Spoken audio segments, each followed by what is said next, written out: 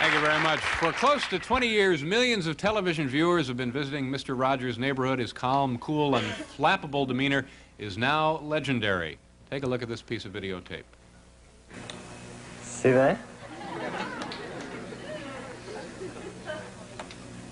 Looks a little like a teepee, doesn't it? Of course, a teepee is a real home for some people. Yeah.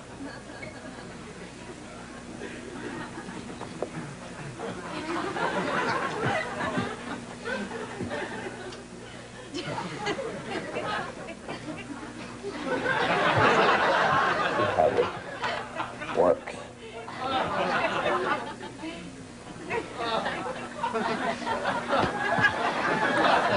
This is pulling out right there. It is.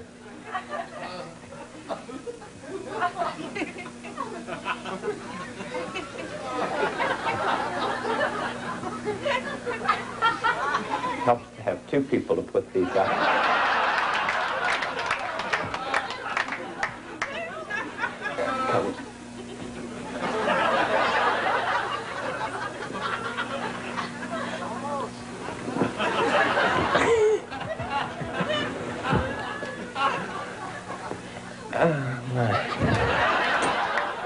Let me try it once more.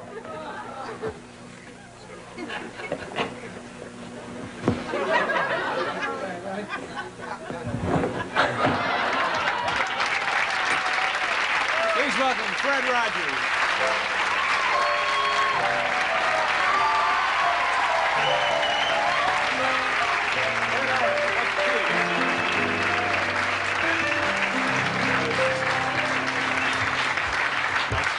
Thank you. This is for me? Yeah. It's very nice of you. This is a Mr. Rogers T-shirt. There's the trolley. Very nice.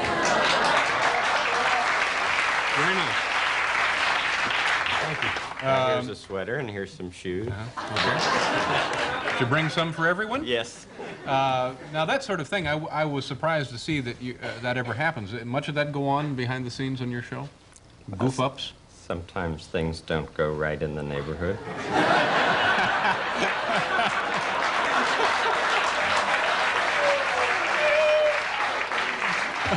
But I did get that thing up. Oh, good, good. Yeah.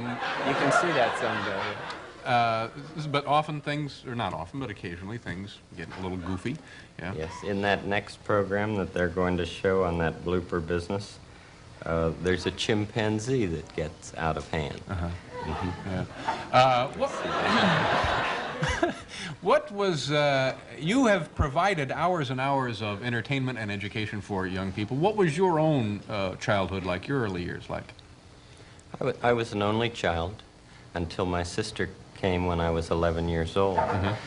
And I had to make up a lot of my own play, my own friends. And so I would dip into my bag of puppets and make them talk.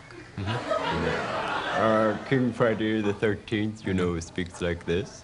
And Lady Elaine Fairchild would be glad to be here. Did this bother Mom and Dad? I mean, you know. That I would speak to myself? Yeah, you were sitting in the room, maybe talking to yourself. But, happily, it didn't. What is, then you got into television early, didn't you? After... 30 years ago, I came right here to NBC and was a floor manager right in these studios. I remember the Horn and Hard Art Children's Hour in this studio. It was terrible. People would bring their little children and make them perform. Do you remember it? No, I don't remember that. Was it a network show or a local show? Or? It was local. And they would just bring kids in and let them, yeah. Any other shows that you worked on that... Well, the Hit Parade up in 8H and the NBC Opera Theater. My degree was in music. You know, I write all the music for the program. Incidentally, Paul, we don't have enough time for that song. That's what they told me. Told you not enough time for the song? Okay. Well, maybe you and Paul can get together after the show. And Sure. I mean, if you rehearsed it, no sense in wasting the song.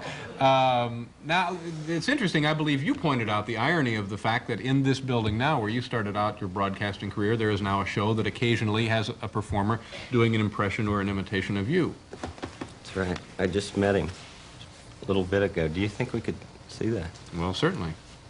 Eddie Murphy? There's Mr.